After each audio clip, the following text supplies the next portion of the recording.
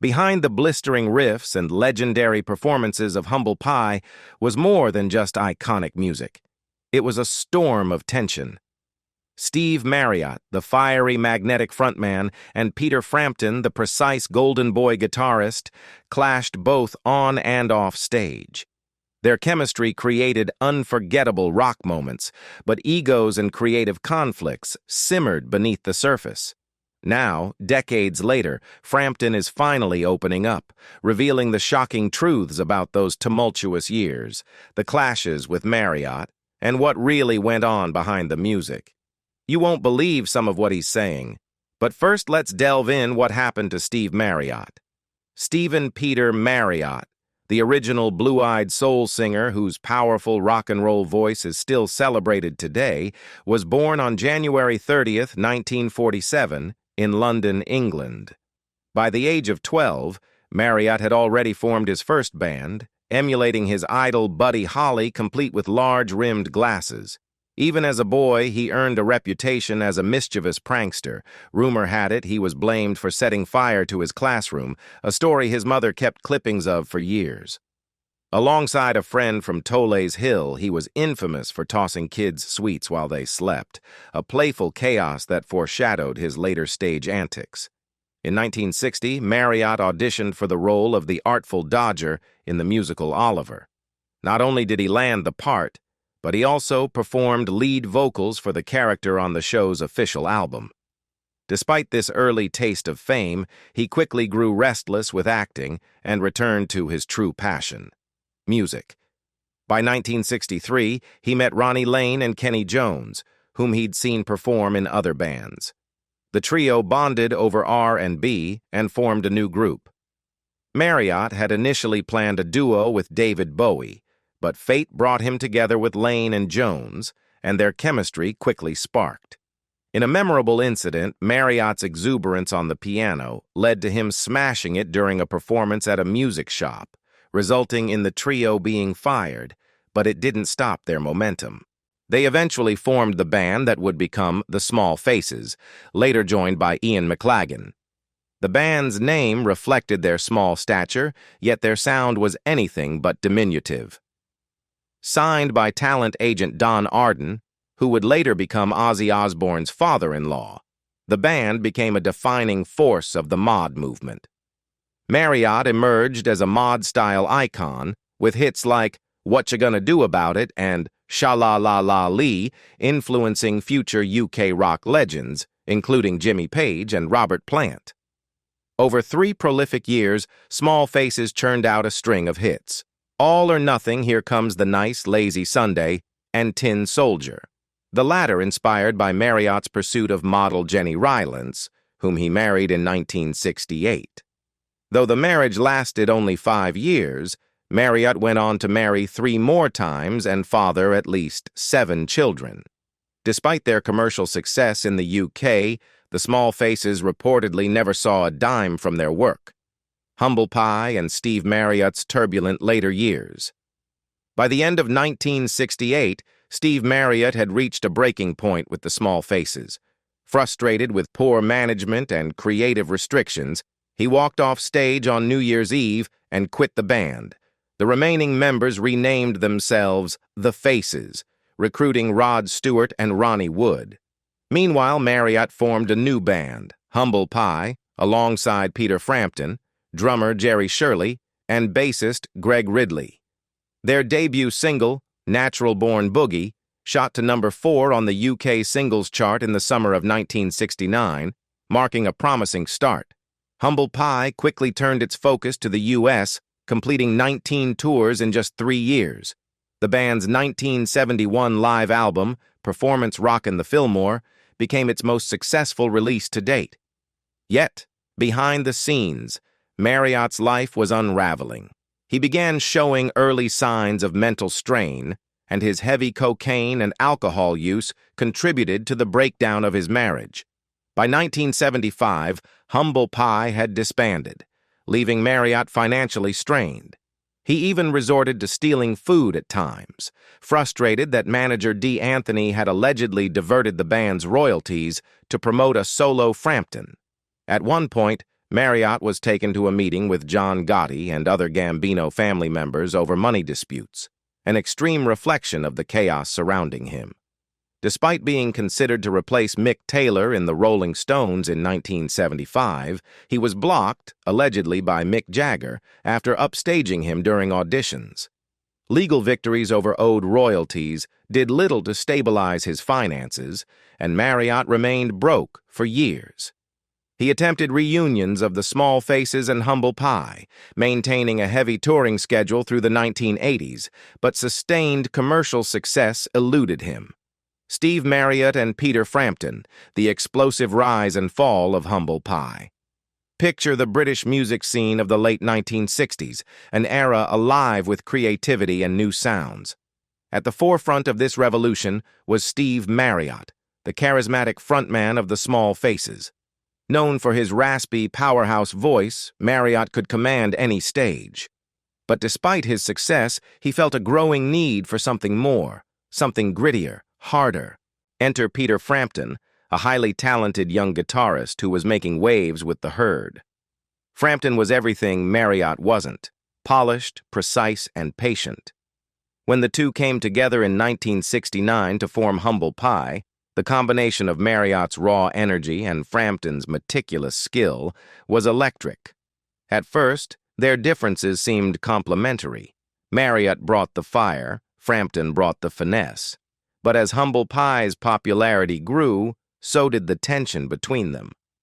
While the band's early albums showcased their versatility, with a blend of folk rock and blues, Marriott's restless soul wanted to push the group into a heavier, more intense direction.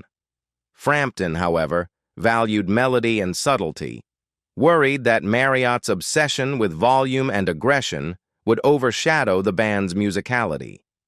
This creative conflict soon escalated.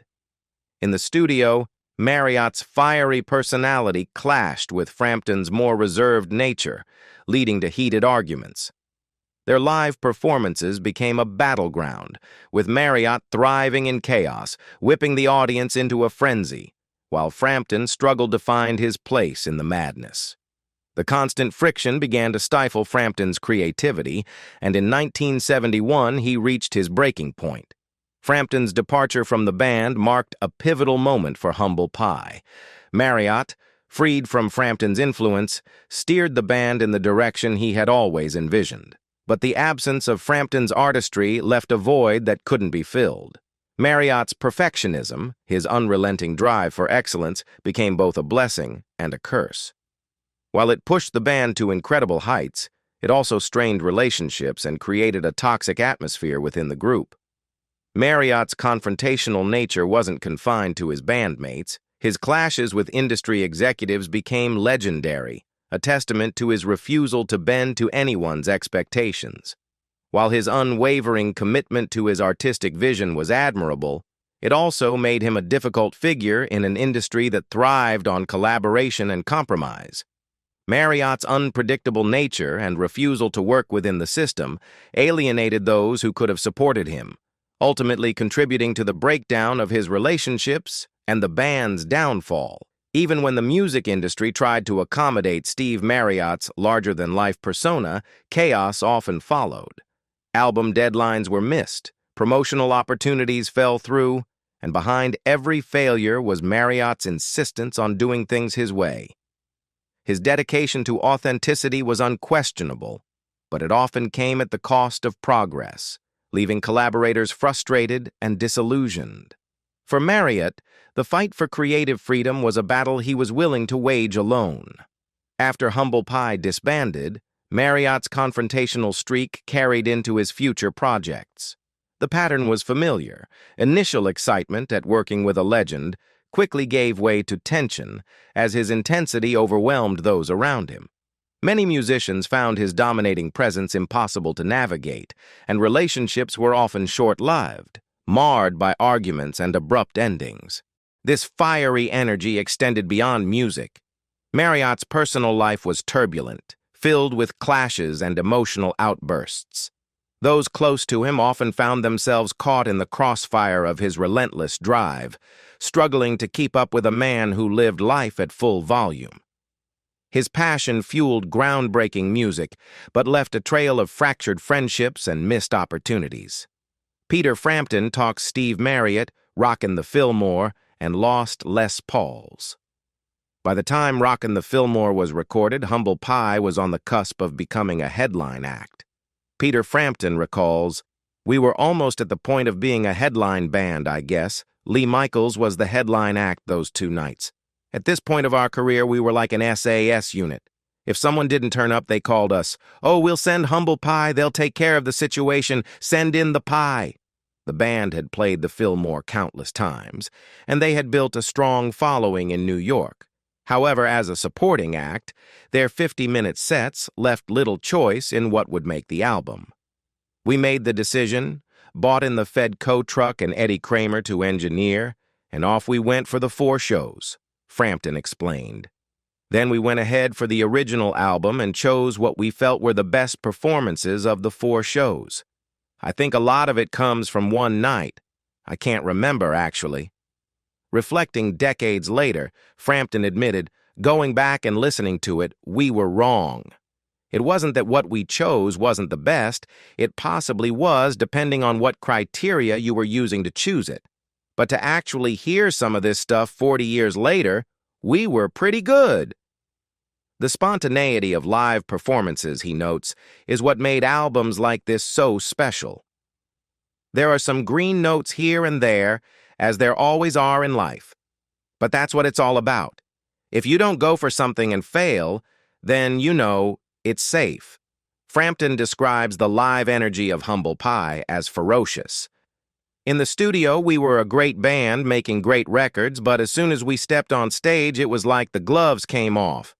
Jerry Shirley was bombastic on drums, Greg Ridley bass, my dearest friend, and we've lost him, obviously. He was an animal on bass. And Steve Marriott, yeah, we had our brotherly ups and downs, but that's what makes for a great band." He emphasizes the thrill of their improvisation. "We were making it up as we were going along. The framework of the songs was the same, but the ad-libs, the soloing, Steve's improvised vocals, it was different every night. I couldn't ever be in a band if we had to play the record note for note.